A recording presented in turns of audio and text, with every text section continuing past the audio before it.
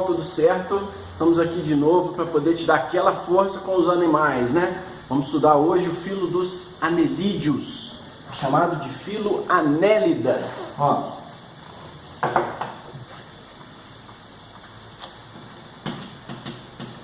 Filo Annelida.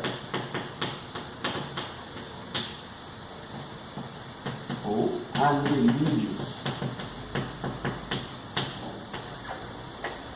Olha só, esses animais são bem comuns também no nosso dia a dia, a gente já viu um pouco disso, a gente, nessa familiaridade que a gente tem com os animais, né? Na aula passada a gente falou sobre os moluscos, né?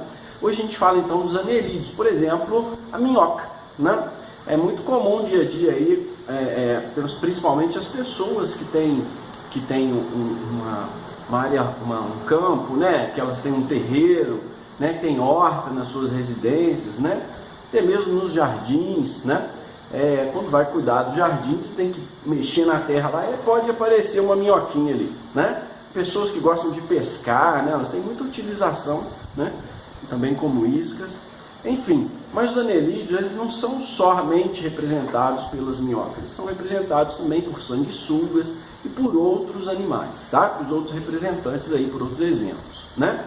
De maneira geral, os anelídeos têm em comum, né, o que determina a sua classificação como um filo específico, né, a presença de anéis nos seus corpos. Olha só, a presença de segmentos nos seus corpos, é justamente a presença desses anéis, desses segmentos, né, que dão nome ao grupo, né, chamado aí de filo Annelida. Okay? Esses anéis permitiram que os seus órgãos ficassem compartimentalizados em cada um. Então, cada segmento dele tem um conjuntinho de órgãos, tá? Que se repete até o final, ok? A gente então vai observar, né, que esses animais podem ser encontrados em ambientes marinhos, podem ser encontrados em ambientes de água doce e também no ambiente terrestre, geralmente bem úmido, né? Solos muito úmidos, encharcados, vão ser mais comuns de serem encontrados, tá? Alguns deles são predadores, né? Outros são pastejadores, né? Eles se alimentam de algas, ok? Vamos ver aqui então os grupos. Olha só, os principais grupos dos anélidas são os poliquetas,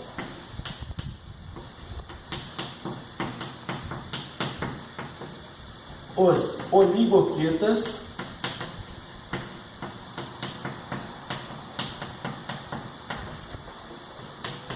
e os hirundíneos. E é um hirundíneo, tá? São aí então os grupos, né, aos quais se dividem os anelídeos, certinho? Essa é uma classificação tradicional, essa é uma classificação antiga, mas que está sendo modificada devido ao avanço da tecnologia, porque os animais agora estão recebendo uma nova classificação, ok? Se o seu livro está assim ainda, né? O seu livro texto, o seu livro de base está assim ainda, não se preocupe, né? Em outro momento a gente vai estudar então essa nova classificação, tá? Mas tudo que você aprendeu sobre ele está correto, é só um rearranjo aí de qual grupo pertence os poliquetas, qual pertence os oligoquetas e por aí vai, tá? Vamos comentar um pouquinho a respeito de cada um então, olha só. Os poliquetas são anelídeos que apresentam muitas cerdas em cada segmento, tá? Esse termo, então, poli refere-se a muitas e quetas refere-se a pelos longos, né? Que são as cerdas feitas de quitina, ok? Então a gente tem aqui, por exemplo, olha só, a gente tem um representante aqui que contém muitas cerdas por segmento e essas cerdas vão ajudar no deslocamento desse animal pelo solo, vão ajudar nesse deslocamento para cavar o solo, vão ajudar o animal a cavar o solo, né? E vão ajudar também como órgão sensorial, porque olha o que acontece, esse animal ele é um predador, né? Os poliquetas são predadores, né? Assim como os outros representantes desse grupo. E uma vez que são predadores, eles desenvolveram a capacidade de perceber onde estão as presas, né? E essa percepção deveu-se ao desenvolvimento do seu sistema nervoso, né? Okay? Os órgãos sensoriais são localizados na região anterior do corpo e são conectados com essas cerdas, certinho?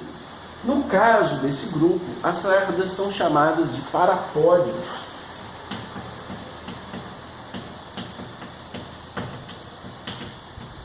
Parapódios é o nome que se tem essas cerdas.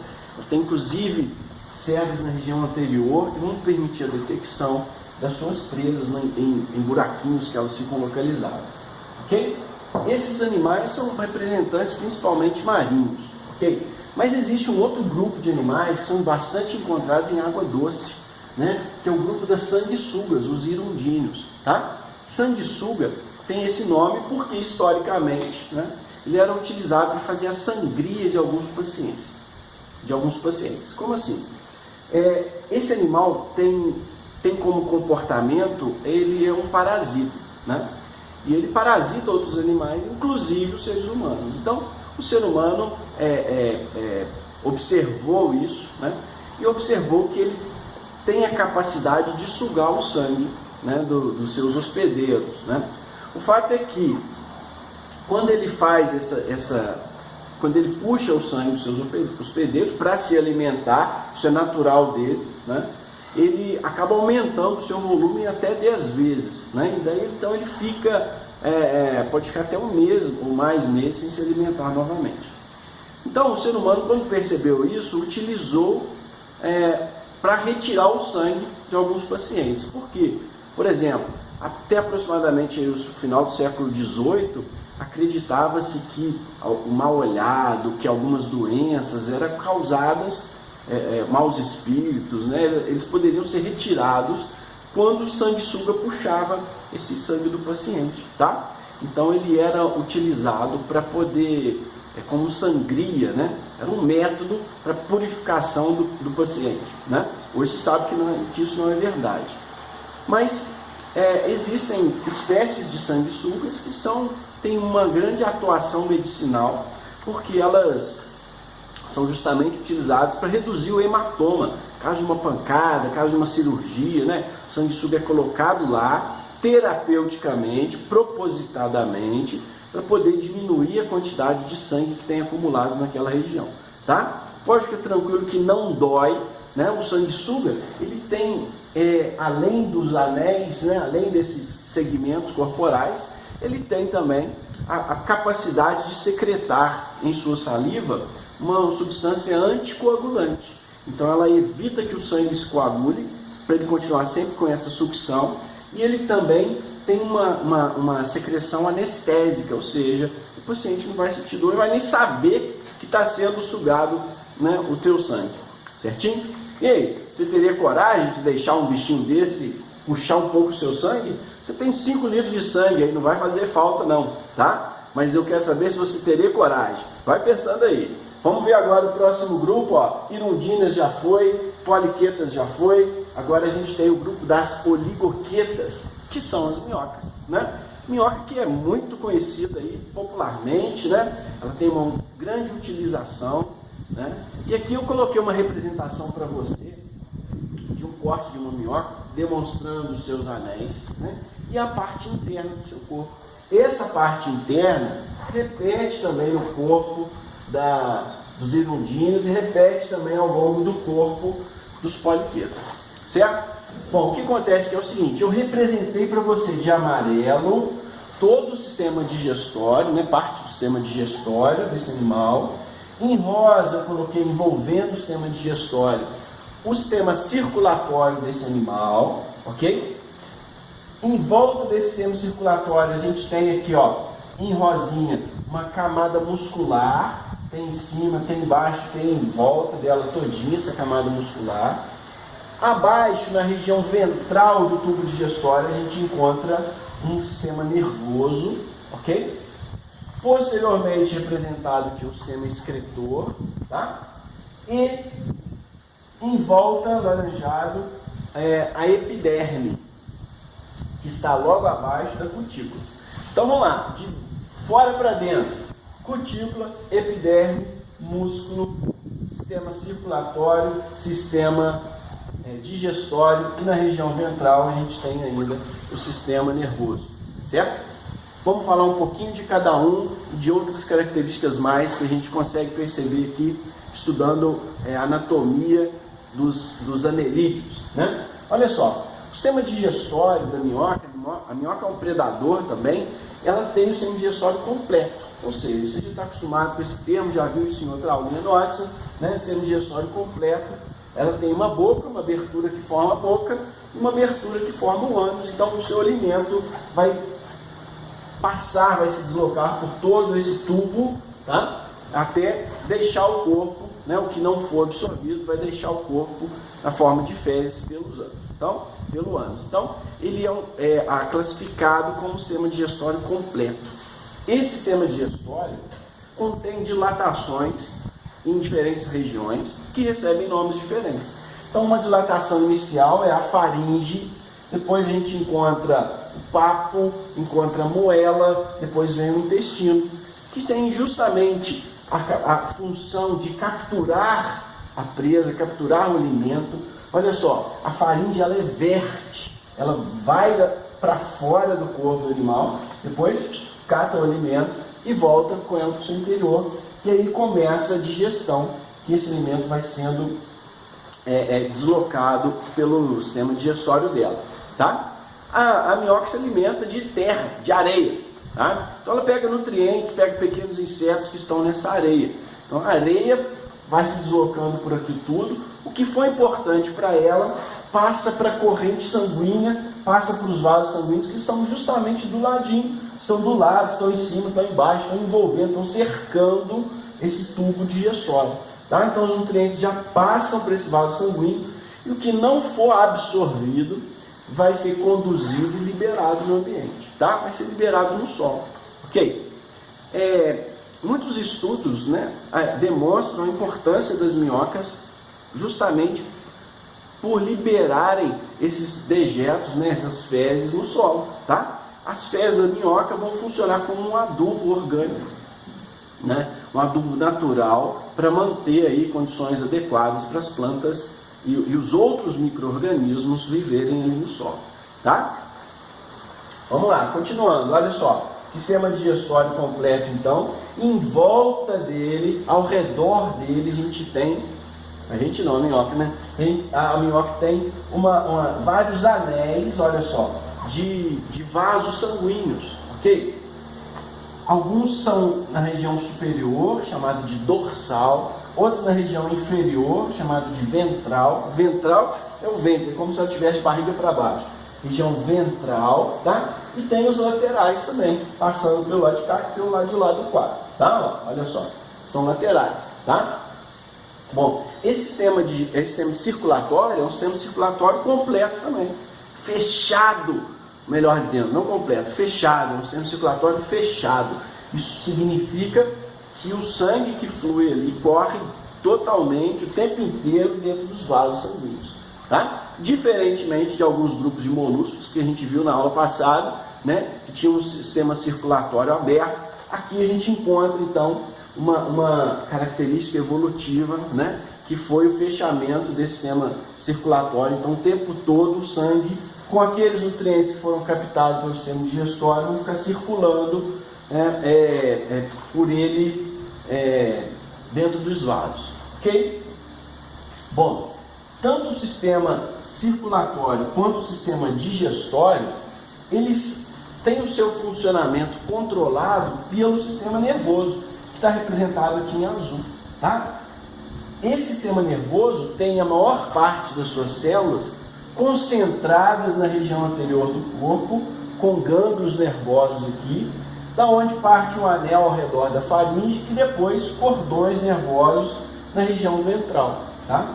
Então toda essa inervação vai permitir a captação de presas, vai permitir a sensibilidade do ambiente, se está quente, está frio, né? Se tem presa perto, se não tem, e vai ajudar também no funcionamento dos órgãos desse animal, tá? Então o sistema nervoso é concentrado, ele tem dois conjuntinhos de células ali chamados de gânglios nervosos na região anterior do corpo. Ok? O que não for aproveitado pelo tubo digestório, né, vai ser excretado pelas fezes. O que foi para o sangue vai ser liberado para as células, né? E aí o funcionamento dessas células acaba gerando moléculas que não são mais necessárias, né? São excretas, ok? Então esses excretas vão ser liberados por aberturas, né? Próprias para isso, né? E vão ser liberados por aberturas próprias para isso e que vem de uma estrutura chamada de metanéfron, tá? Então a excreção dos oligoquetas, né, ocorre a partir dos metanéfrons, que são essas estruturas aqui que vão pegar excretas que estão no sangue, moléculas que estão no sangue que o organismo não precisa mais, e ele vai liberar essas moléculas pelos metanéfrons. Vamos lembrando aí, sistema digestório completo, sistema circulatório fechado, excreção por metanéfrons, sistema nervoso ganglionar e anterior no corpo ventral, com cordões ventrais, cordões nervosos ventrais, certo? O revestimento externo desse anelídeo é feito por duas camadas musculares. Tem uma mais interna e tem outra externa. A mais interna é longitudinal e a externa é circular. Ou seja, quando a longitudinal contrai, ela diminui de tamanho. Quando a circular contrai, ela fica mais fininha. Então, fica fina e encurta. Fica fina e encurta. Essa contração vai promover o deslocamento desse anelídeo no solo. Tá bom? Lembrando que também é encontrado nos outros grupos, né? Por exemplo, essa contração muscular no sanguessuga vai fazer com que ela prenda as suas ventosas, tá? E movimente o seu corpo como se fosse um movimento chamado de médio palmo. Ventosa, tem uma contração e faz um movimento de médio palmo, no caso das sanguessugas. As minhocas não, elas vão rastejando mesmo em decorrência dessa contração, que vai, além de promover o seu deslocamento, vão ajudar no deslocamento do alimento que está passando pelo seu tubo digestório. Certinho? Acima da camada muscular, representada aqui de laranjado, a gente encontra a epiderme, tá? Epiderme bem fininha mesmo, chega a ser um pouco transparente. Quando observado com calma, né? Se você tiver coragem de pegar uma minhoca na mão, né? Não precisa ficar com novo, ela não tem dente, não é um crocodilo, tá? Ela é uma minhoquinha, vai ficar só mexendo, porque ela está vivo, você é vivo, mexe, né? Então, olha só, pegou uma minhoquinha na mão, a epiderme dela é tão fininha que a gente consegue observar vasos sanguíneos ali. E esses vasos sanguíneos que estão na epiderme vão ser responsáveis pela respiração desse animal. Então ele tem uma respiração cutânea, ou seja, o oxigênio vai entrar nesse animal pela pele, o gás carbônico vai sair desse animal pela pele, tá? Ele faz uma respiração cutânea. Joia? Representado aqui. Acima da epiderme, já em branquinho aqui, existe uma região chamada, uma estrutura chamada de cutícula. É uma estrutura mucosa, ela é lubrificada para poder ajudar no deslizamento desses animais. Certo? Joia! Vamos lembrar comigo aqui então. Olha essa representação aqui. A gente tem tecido nervoso ventral, tecido circulatório, né? Sistema circulatório representado aqui ventral e dorsal, né? A gente pode colocar também um sistema circulatório lateral, aqui, que a gente já viu que isso é encontrado, né? Sistema circulatório lateral, o tubo digestório no meio. Aqui a gente tem as estruturas de secreção, lembra o nome? Metanefrídeos, ok? Joia!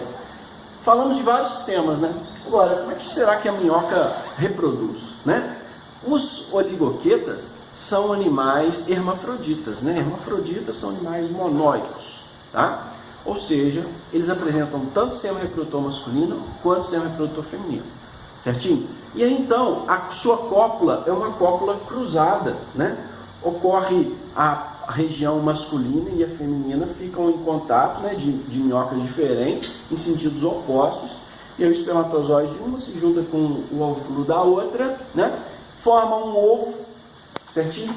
E esse ovo vai ser deslocado para essa região aqui, ó, essa região que estou destacando, que é formada por um tamanho de aproximadamente 3 ou 4 anéis desses, tá? Que é chamada de clitelo. Ó, clitelo, tá? O clitelo é bem visível em algumas espécies de minhoca. Se tiver curiosidade de ver, às vezes você pega uma minhoquinha, ela é marrom escura, e aí quando você observa com calma, tem uma região dela branca. A gente tem nojo, né? Mas é uma estrutura corporal dela, não precisa ter nojo. É uma região mais clarinha, uma região branca, tá?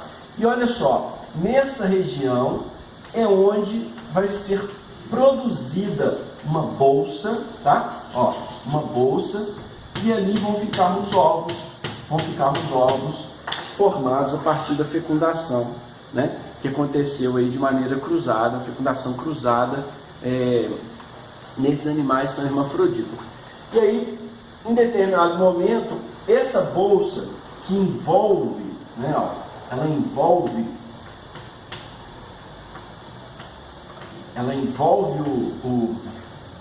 a minhoca, ela vai se deslocando para a região anterior do corpo até deixar a minhoca.